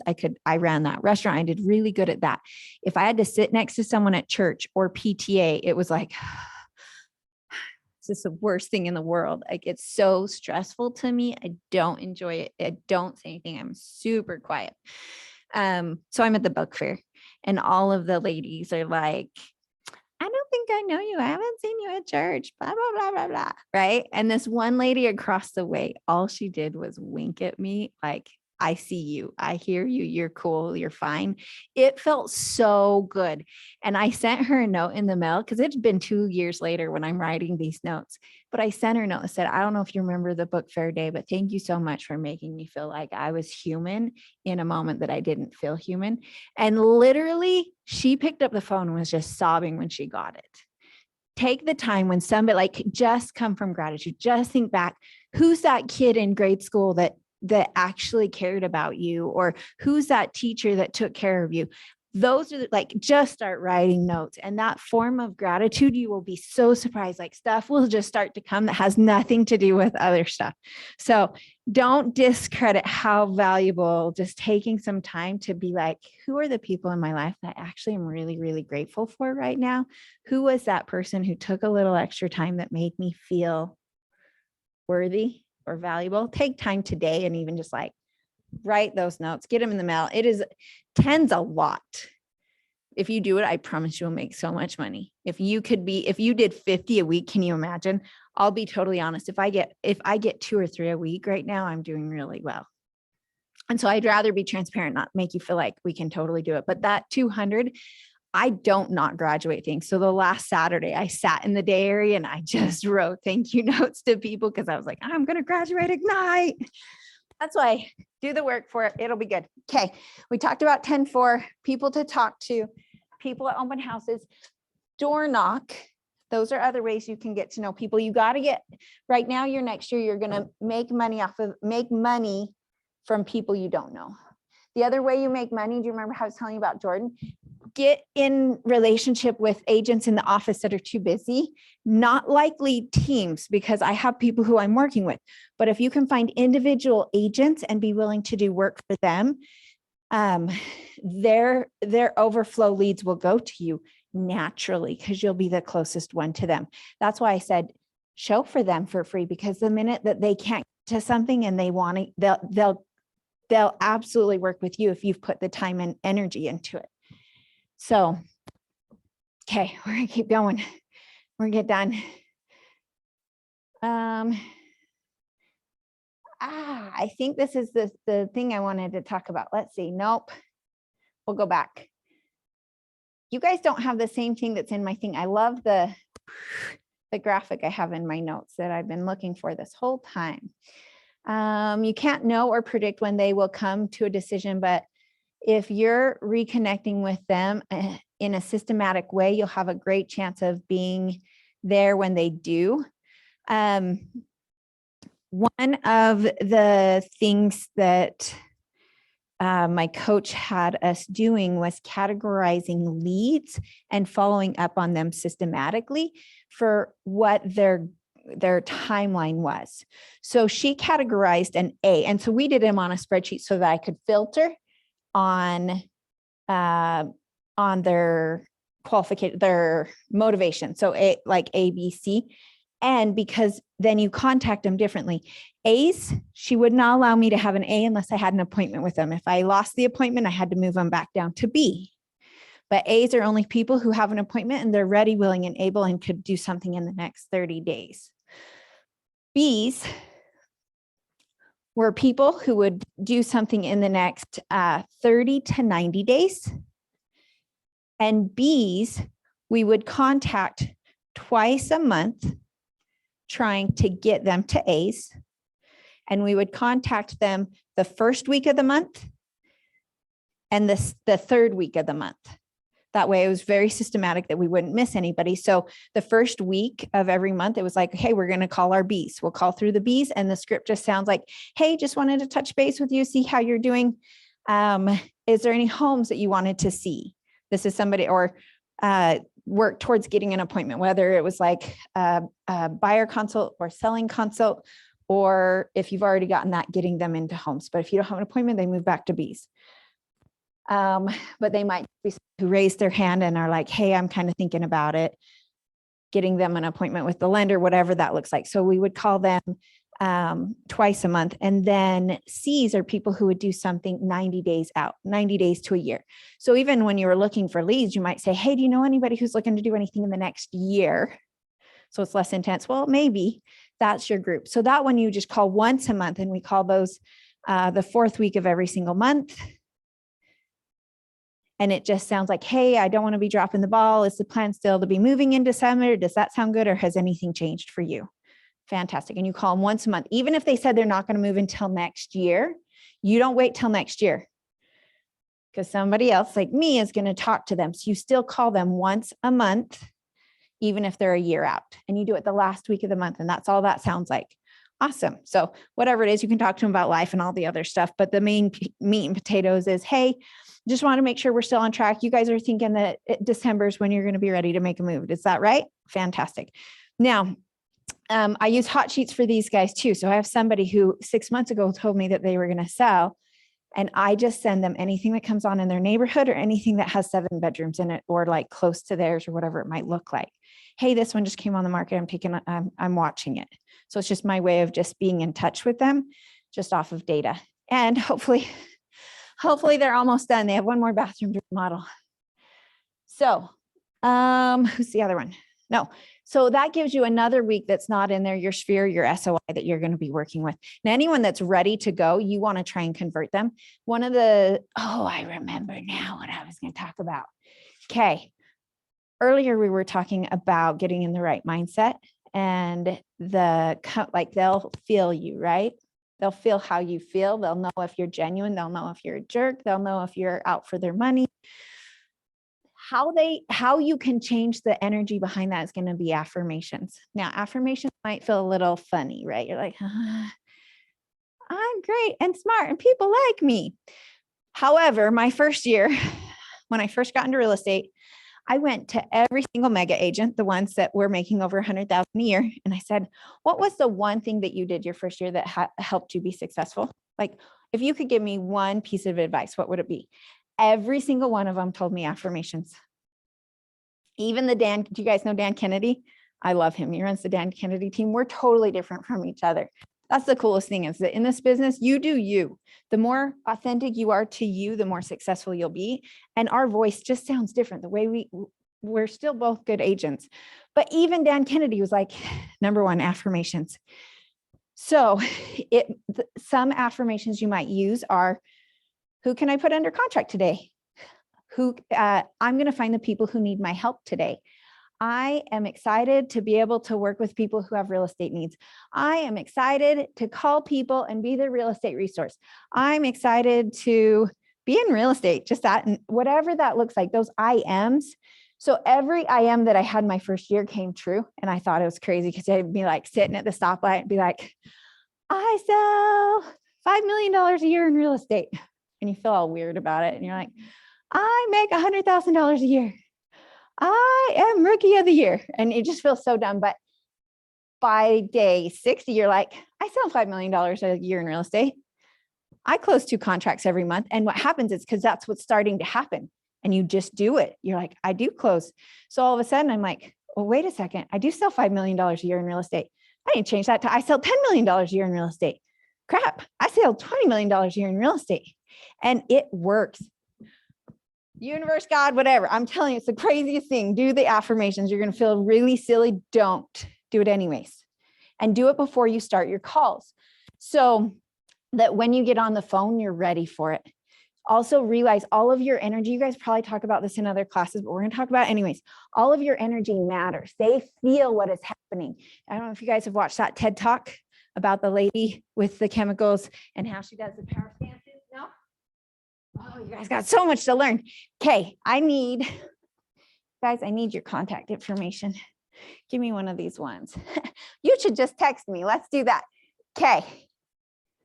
And on Zoom, text me your name right now. And I'm going to send you a link on TED Talk that is so good, especially when you're starting, but I should probably watch it again for my sake. So my name is Angie Fischer, ANGIEFISCHER. It's a little funny.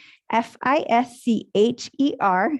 My cell phone number is 801-687-2815.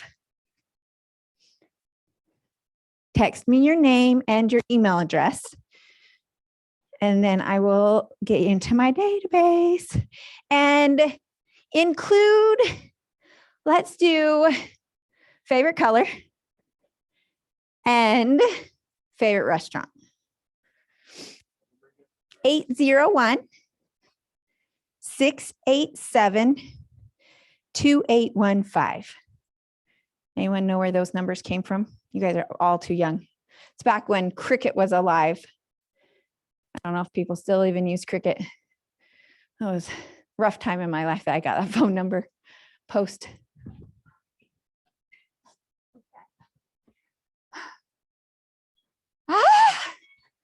You guys, our time is almost up. It's 11 o'clock. All right, we are gonna restart, but we're gonna be fast. Okay, so what it talks about is the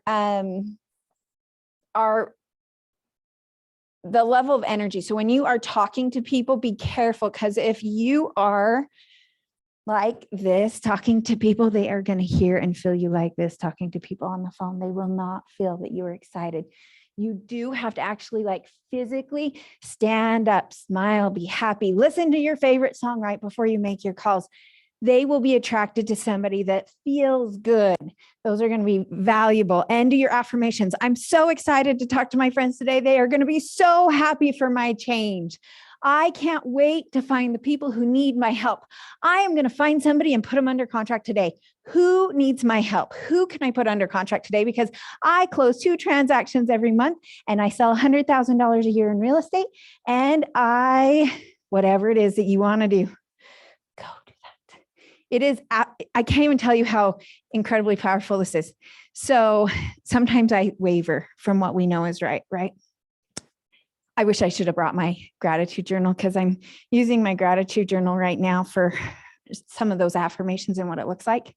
Literally last Friday, I got back and I wrote in my gratitude journal, I am loving how it feels that people think of me as their real estate resource and they know they can call me, and only the very best clients call me, right? No big deal. I get done with my things. I'm at home, I'm having coffee with my husband, and I go in his office for 2 minutes. I come back out and look at my phone. Missed a phone call from somebody who's like, hey, I'm so excited. We're about to sell our house. Will you come help us? No way. An hour later, I get another call. Hey, Angie, we're thinking about liquidating all of our investments. Would you like to help us? Like literally, I'm telling you, affirmations are amazing. Bring the universe in to help you. But you don't, it seriously, it's so crazy every time. And you will feel silly and then you don't do it. Don't put it on your like 5 top things you must do. It should be up there. It should be up there above script practice. And I will also, this is my plug on the gratitude side. Your gratitude should be before all of that. I'm going off script again. Okay, because we're going to start on gratitude for half a minute. So somebody recently told me a story and it was so helpful to me and it's really impacted the last probably 10 days of my life. They talked about how we really want these things to happen. And sometimes we're like, man, my life sucks. Why does my life suck so bad? But the way she described it is if you got your husband and your kid or somebody or your best friend a nice present, you wrap it up and you give it to them and they ripped it open and they were like, this is all you got me? And they threw it on the floor. What else did you get? What else did you get me? And they don't appreciate it at all. Do you think they want to buy you anything else or give you anything else? How often do we do that with God or the universe? When we're like, this is the life you gave me. This is what I have. This is all you have for me. Can you imagine instead if you took that gift of this life that they gave you and you looked at it and you went, oh my gosh, this is so incredible. Thank you so much for giving me this. I am so glad I have it. Don't you think they would want to pour way more into you and keep giving you if that's the way we treated what we had? So that's my 2 cents. Start with your gratitude, do your affirmations, then do your scripts, and then call people. Okay. When asking for appointment, which format do you think is the most effective? Text message, email, phone call, or in person?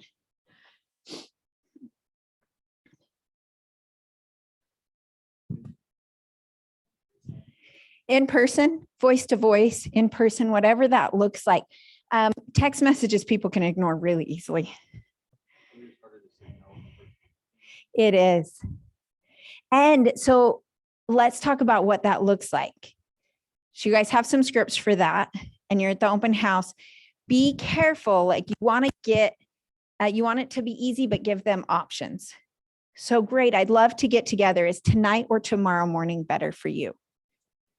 And I usually find if I don't do, like, I know a lot of people really want to work 9 to 5 or whatever. I have way more success being like, hey, our evenings are Saturday better. I can do either. And then they give me one or the other. Perfect. I can do Thursday or Friday, which is better. Awesome. 6 or 7 o'clock.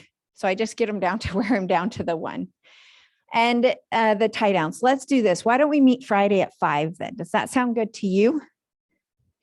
So I'm trying to think of where you guys can go for language of self stuff right now. There is some stuff I can share. You guys probably already have a ton. Are you guys all in the PC program? Like on working with, oh, he's so cool. They chose a good person when they asked him to help out. He's going to do awesome. I just heard he took that role yesterday. I didn't know. Yeah, I'm excited for him. Okay, so yes, in person if you can. Phone call is probably next if you can get a voice to voice. Sometimes people don't answer the phone. Text is probably next after that. Email is low. You're most likely in somebody's spam. That's also why I don't email listings most of the time. I might, if I, not usually, almost always I'm going to text you because it's going to be a higher form of communication. And it does take longer, but it's worth it. Okay. I don't know what this is going to say. Oh, it's from Gary's book. In the end, if they can meet and have a good enough reason to meet, they will meet. And if they don't, they won't. And that's really okay, because you really don't care whether their answer ultimately is, because you're not getting people to do anything they don't want to do. You're just going to ask and respond until they agree that meeting with you makes sense or it doesn't. Either way, it's both a win. If you don't ask, you won't know. It's that cycle though. That may not be today. They're going to buy a house in the next 10 years. You're going to need to eat 10 years from now. Like, we're going to need to eat in January. We're going to need to eat then. Just stay in relationship. And if it makes sense to meet, then let's do. Keep providing information and data. Okay, ahas. Let's do ahas. We totally did not. I think we kind of did a little. I hope. Okay, any ahas so far? I love the gratitude letters. I think it's personable, it's random, and extremely powerful when someone gets that in the mail. I'm going to start doing that. Thank you, Angie. Yay! That made my day. I'm grateful for you. You might just be my first gratitude letter. How about that? Oh, that does make me so happy. So you guys want to know that first person who called me last Friday? She was in one of my Ignite classes and no longer is an agent. So it was a few years ago. And how cool, how grateful I could be that it came from service. It came from teaching. And it was like, oh, how cool. I'm like so excited. I'm so excited. I meet with her at 4:00 today. So I'm so excited. Okay, who else? Ahas. I do think we should start with some kind of, For me, just like affirmations and creating my own, even though they can be weird. I think starting your day off with them kind of puts you in the right mindset and already believing in yourself. And I feel like that's the biggest thing you need, is to have faith in yourself that you can do it. You can do it. Sí se puede. I love it. I'm so proud of you. Good, good.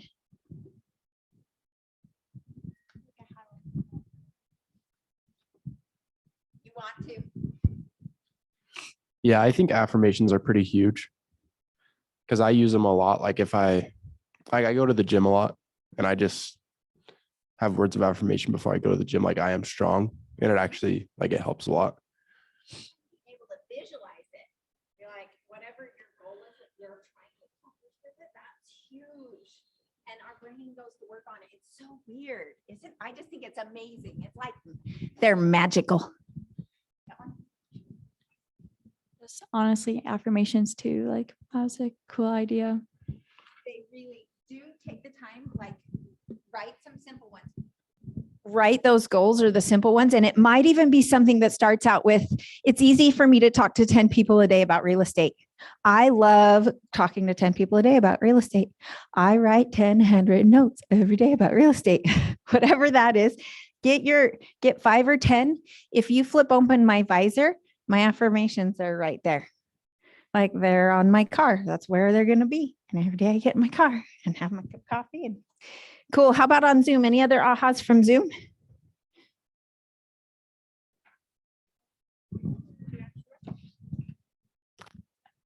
It was just like being yourself as an agent, and like you're going to make success if you're true to yourself, basically. Oh, I 100% believe that. I think as soon as I try that, I think that is also why I struggled in that price point, because I didn't feel like I was being authentic to myself. I can do the work. I could do the things. I had all the market knowledge and information. It just didn't feel quite true to who I was. Ah. Good. You do you. And honestly, you'll get your voice. That's why you guys have to come to the different Ignite classes, because there's so many different instructors and they all sound different. So you're going to start to hear their voice and you can emulate what makes sense and feels right to you. So be super authentic. I think the other, Tori, I don't think we've heard from Tori, or I didn't know Jesse was on there. We have lots of people on Zoom. This is so fun. Any ahas? I think I know what's next, but I'm not positive. I'm going to check. Perfect. Sorry, I'm home with my kids, so I've been kind of in and out. No worries. Along with what the last person said, I really appreciate how it sounds like you make real estate such a personal thing rather than a business thing. And when you were talking about like open houses, you really showed interest in the potential clients. And I liked how you said, like, you don't have to hire me, but you should hire someone. Because I feel like that takes the heavy salesman pressure off, which I think is important in letting your potential clients know that you're not going to pressure them into something that they don't want to do, but you're there to help if that's what they want.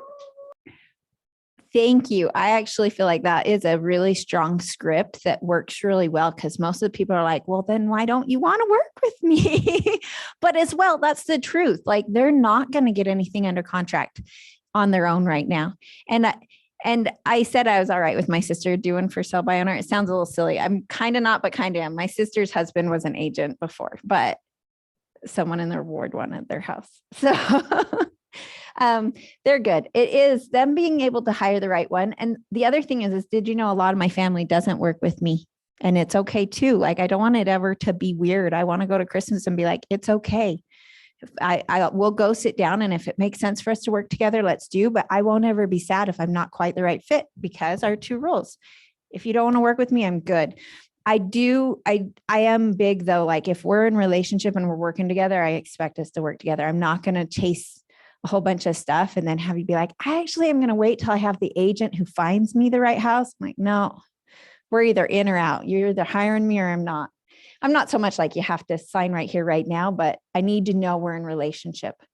Okay. So we are talking about time blocking, capture, connect, cultivate, and close. These all sound like fancy words, more ahas. Okay. I think this is the one that I want to cover. This is one more group of ahas. Because we are about done on time, right? Yep, we only got about 10 minutes left. This group of ahas is important to me because the others are like good ideas. This is like, how was your thinking changed today? What ideas or mindsets are new for you? How do you feel differently? So these are some writing things you guys are going to have to do. I don't know what page it's on. Hopefully you guys know where it's at. What do you feel differently about? What was meaningful for you today? How will you behave differently going forward? And what actions will you take? What tools, models, or systems will you use? And how will they make you accountable? So it's like, what actual action comes from today? It might be that I'm going to do my what do they call it? 10-4. It might be that. Like, if I was going to give you guys a challenge, the challenge would be for you to actually do that for the 30 days. You'll be surprised that how much money you'll make from that. So we did pretty good that first year, right? Like, it was a pretty good start. We had a pretty good base, 55,000 or whatever. But you know what happened is I took Ignite a second time. I took Ignite my second year in August of 2015, right after I finished that first 12 months. And in August 2015, I took it again and I did the 10-4 again. I was very purposeful. It maybe wasn't 10 new, but it was like I worked to make sure I did that same thing. 10 people that I talked to, I wrote 10 notes, I showed 10 homes, and I became very purposeful with that action. And I attended the classes again. That is when my business exploded. Was the second time around, because I was very purposeful. There's so many agents here that don't work a 10-4 or aren't doing the actual contacts or the activities that it takes to make money. But that is the piece you should learn from is like, go call people. Talking to people solves every problem in this business. Like, if it's bad, you're having a bad day, go call people. If you don't have any money, go call people. Who do you call? It doesn't even matter. Go call people. And it will come into your life. Like, it will happen for you. I'll stop talking for 2 minutes. And when we get done, we will review our action items.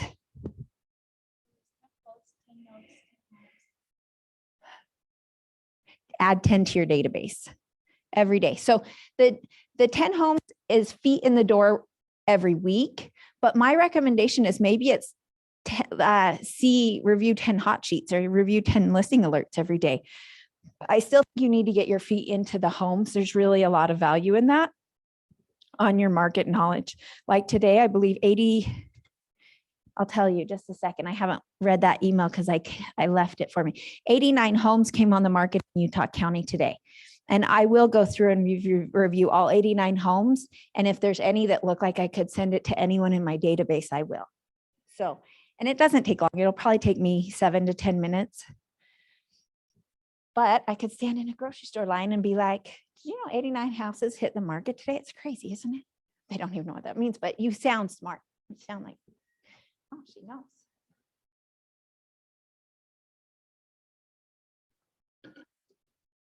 So what do you do? Because I did an open house for a duplex last Saturday, Okay. and I reached out to someone about it on Monday. Oh, it's just too furnished for us. Too furnished? Yeah, and I was like, it's too expensive for you, but like, I don't want to like super pushy, so I was like, well, like. What new information do you have to provide to them that they're going to want to talk to you? You need new information to talk to them. Let it be okay that that's not the right fit. So the reason I did so much in the low price point when I started is that I could talk about investments. We had one duplex ourselves, me and my husband, and my first listing was a duplex, but then I took a buyer from the duplex and I sold a duplex, but it's because I knew everyone that was coming on the market. So you need to get in and start doing your hot sheets right now, your listing alerts for the duplexes or condos that might make good investments, and then call and ask more questions. And the question might even start with like, are you just getting, so that's the script. Are you just getting the ball started? Because it sounds less intense. And I kind of know, they told me why they're doing it because their daughter's about to be going to BYU soon. So that's why they're looking. So. Awesome. So then, even if you just keep following up with just different things, then, and if they don't answer, send them something like, if you can find a condo that might be good, say, hey, I just thought this might be a good option. She could rent 2 rooms out instead of it being so, what I find is that duplexes, I feel like, are bloated or a little overpriced right now because there's so much investing going on that you're kind of upside down. Maybe a condo would be a smart idea for you guys to get started and you could still rent out 2 rooms. So start with that, because now they're swallowing a $300,000 or $400,000 price point versus a $500,000, $600,000, $700,000 price point. And then you've come up with another solution. They may not respond to that, but make sure you have all the hot sheets on for every duplex. And then just again, text it to them, easy going, whatever that looks like. You might also make sure you talk to a lender and have somebody who's sending you maybe rates on what's happening with that. First Colonies. Good. Ask them the difference between residential and investment. First Colony is my number one for residential, but their investment loans sometimes are a little bit. No, they're the better. Sorry, I've got another guy that I can't use him for investments. They're actually pretty good for investments. So, and then start to talk and compare, but find out if they do have a lender already set up. And you could even say something like, hey, just so you know, on multifamily, some of the lending laws and lending rules are changing right now. Even if you were pre-approved before, it might make sense to talk to my lender and just see if you guys are still in a good place. Yeah. Okay. Action steps. We ready? Let's go first. I know. I don't let him not. I'm like. So do I just answer like each? Yeah. Yes. So how my thinking has changed, then I kind of tied it in with the affirmations. Like, I know like I can do this, like, and like I know that by taking these like little like baby steps, kind of like doing the 10-4 and stuff, then I can become successful. I am going to be Yes, successful. yeah. And then what do I feel differently about? Like just like talking to people and like reaching out to new people, just because like at first I was like a little nervous about it, but it's really not as bad as a lot of people think. And like learning new, like even more ways, like new ways to follow up with others and just like the basic stuff. How my behaviors are going to be different is I kind of said again, like I'm going to really focus on creating affirmations for myself and have a different look on like the 10-4 and really try focusing on working on that every week. And then the tools or systems is I want to get into the hot sheets and use hot sheets a lot to send to a bunch of people. So good. You can do stuff like all the condos under 300,000 or anything that had like, just get into like what happens is if I have a friend and I think, well, what kind of things would they want to know about? I set up a hot sheet according to that. It might even be everything 3-bed, 1-bath in Provo. What's that price point? So that anyone who owns a 3-bed, 1-bath, I can text them that's in my database. Hey, this one just went under contract. Hey, this one just, whatever that looked like, just thinking like, where do they live? How can I set something up, a hot sheet up essentially for every single person that I want to stay in touch with? Good work. I would say just being true to myself and knowing that the little things I do now and being grateful and affirmations that they're gonna pay off in 90 days. Yay! And everyone has their 90-day time down, right? So do you just want me to go through those 4 then? Okay, yeah. So my thinking has changed. Like, I feel like I don't have to be as salesy. I can just be a lot more personable. And then how I feel is just like, I don't know, I feel more confident when I'm not being as salesy. And then some of the actions that I'll take, I think for the affirmations thing, I really like how you have them like in your visor. And I think like I'll stick them somewhere in my car, like a sticky note. Have a couple of copies, like mirror at home. Is another Yeah, one. I already have some on my mirror. Yeah, add some real estate ones. Yeah, and then it's the last one. What tools or models or systems will you need to help keep you accountable? I think my biggest thing is probably like having an accountability partner or like having like Or like a PC coach that's awesome who's gonna hook you up. yeah, or having it on like a piece of paper. Like I like having little check marks of like call 10 people, then check it off. That is actually huge. That's the other reason why I print my database is because it's way easier for me to go through and I feel like I'm making movement versus it being inside the database. Cool. How about they can't hear me on. How about on Zoom? Let's run through really quick. Who's going first?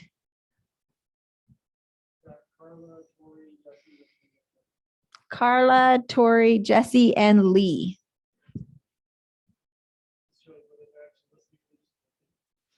They participated a minute ago. They might be done.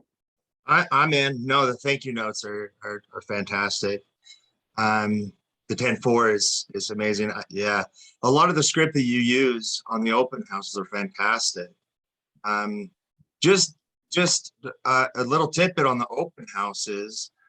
Every person that comes through, you don't know how many people that will ripple through. I've had an open house where someone came through. I didn't sell them a house, but I could track 9 transactions directly to that one person who came through. They referred me to their sister, who referred me to their best friend, who referred me to their sister, and 9 transactions from one person. So you never know. Yeah, you just never know what might come of it. But I love no, it. Angie, yeah, thank you. I'm excited to get to know Lee. Anybody else who has? Perfect. I really liked how you mentioned focusing on like how you can be of service. Because like how other people mention it, it takes away that of like, oh, I'm just trying to sell them something. How much money can I get from this? Rather than like, if it's service focused, you're like, okay, what can I provide for them? Which I think helps to, one, be prepared, like the market knowledge. I think that's like super, like a good service. 2, again, having someone that you can refer them to, that, a lender or whatever. And then just like we said, it might not be them, but it could be someone else that they know, later down the line. That's awesome. And what action step are you going to put into place to implement something? I actually started with the the thank you notes and stuff. I just haven't mailed any out. So that will be my next thing to do. Awesome. That sounds fantastic. And Riley's going to be good on accountability on the 10-4. Like, let him hold you guys accountable. It is so powerful to have somebody else that you're answering to, because life does happen. The dishwasher needs emptied. Everything is going wrong. Like, sit down and do the stuff that is going to make you the money. That 10-4 will make you money someday. It might not be today, but it will make you the money. Anybody else want to add anything before I let Riley take over?